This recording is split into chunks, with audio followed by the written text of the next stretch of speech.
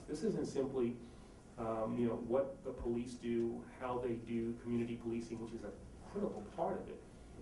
This prevention approach that I'm advocating and that we are advocating in the Obama administration really is designed to look at communities as we find them.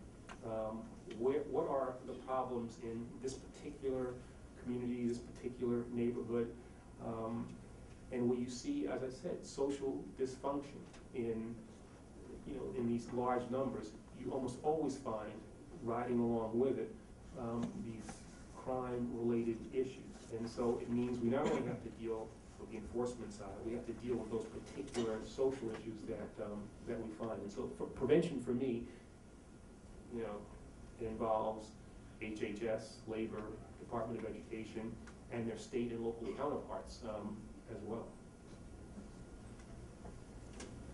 Raymond here, Alameda County Probation, Oakland Gang Supervision, Judicial Parole Supervision. My question is, we're seeing so many budget cuts where probation's being cut down, supervision's being limited. You have deputies with 100 cases of juveniles who cannot get out there to see a lot of these youth that need the help and support. You have DJJ parole being changed and cut down as well. These are the kids that need these services, and these are the POs and the agents that are out there trying to get these services, but they're being cut. Our hands are being tied, our resources are being cut. Where do you see the future of parole and probation going, and as well as with the restructuring? What is your future plan, and where do you see us going? I mean, it's an interesting. I mean, I think certainly in the short term, we've got to come up with ways in which we get adequate funds to people who are involved in probation, parole, reentry efforts, more generally. You can't expect to take people who come in with all of these social deficits, who end up in the juvenile system or in prison. They get nothing in terms of real rehabilitation, and then put them back in the same environment and expect a different result. I mean, why do we have these recidivism rates as high as they are? Because that's kind of the way in which the system is too often configured. And so we have to have meaningful reentry programs, and we try to dial those into the Justice Department's budget as well as other departments' budgets. And I hope that even in these tough economic times, states will try to do that as well, because these are programs that pay for themselves if people are simply willing to look beyond what happens in terms of a budgetary impact in 1 year. You've got to look out 5 years and 10 years, and what does that mean for not having a young person, be it a juvenile or a younger offender? What does it mean for not having that person reoffend? You've got to think of it in that way. And so that's what we are trying to do, to try to focus on that so that we deal with these reentry issues. But if we are effective at the front end in dealing with trying to come up with ways in which we keep people out of the system, and this is something that has to be done over the longer term, it'll reduce the caseloads that probation officers have to deal with. So it's both. We have to deal with this immediate issue and try to find ways in which we give you all the tools that you need to do your jobs in the way that we expect you to do them. That's a critical part of reducing these numbers. But at the end of the day, we really have to focus, I think, on making sure that fewer and fewer people end up in the system.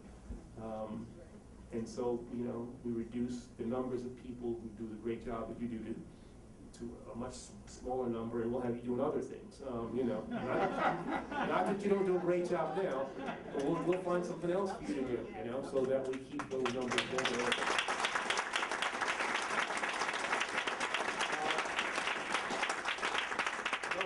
Not even from a fellow member of AARP over here. If you make it fast, Kent Paxton. Just for the record, I'm not old enough to be an AARP. Would you speak up, Eric? If only that were true. Mr. Holder, Kent Paxton with the Mayor's Office, City of San Bernardino.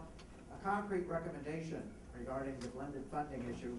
Paul C. from the Governor's Office, we've had discussions about the importance of using federal health and human services dollars for the prevention work we do at the city level.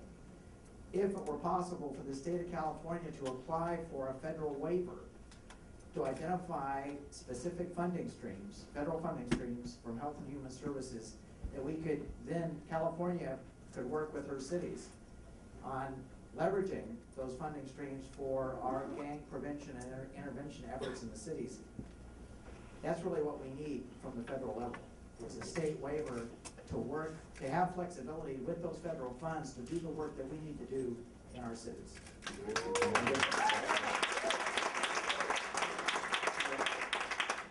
Well, go ahead, Eric. Sorry. Paul, an old and esteemed colleague of mine, where is Paul?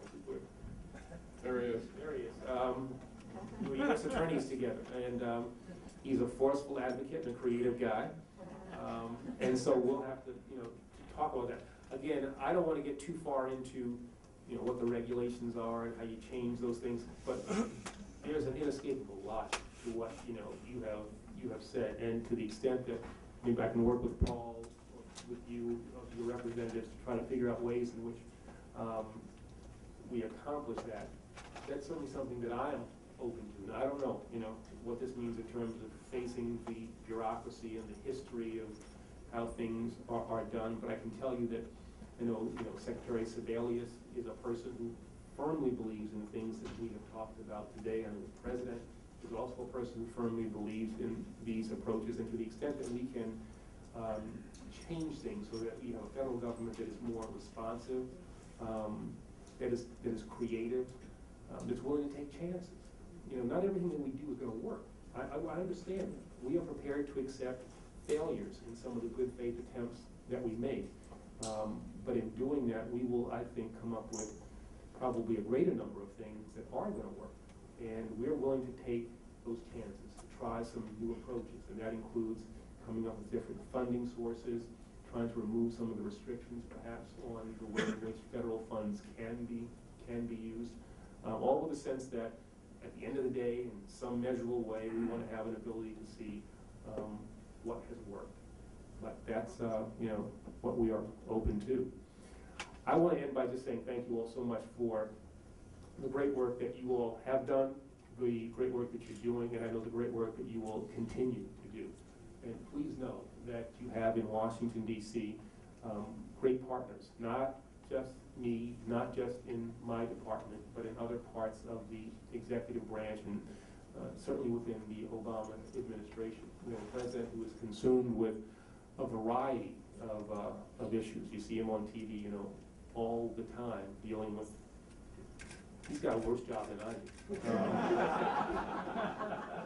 God bless him. But he cares deeply. He cares deeply about the issues that have brought us together here today. And I think he wants to leave as his legacy, as I do for my own, the notion that somehow we had a measurable impact on the issues that we've talked about today, that we have come up with ways in which we have changed the way we think about these issues and come up with new ways in which we deal with them. And that long after President Obama is gone, after his second term, long after I am gone as Attorney General, that we have in place mechanisms, approaches that are seen as commonplace, new ways of dealing with things. And what is good right now in 2010 might be superseded by something that will be tried in 2015. But we will have in our collective psyche the notion that, and that is what I think is most important, that we're always looking for ways, new ways, to deal with these problems that we confront, that we don't stay stuck in these silos and these old ways of thinking. And I think you all have demonstrated that through collective efforts and new ways of thinking, we can have a measurable impact and make our nation all that we want it to be. So I thank you all for the work that Isn't you've this done. country fortunate?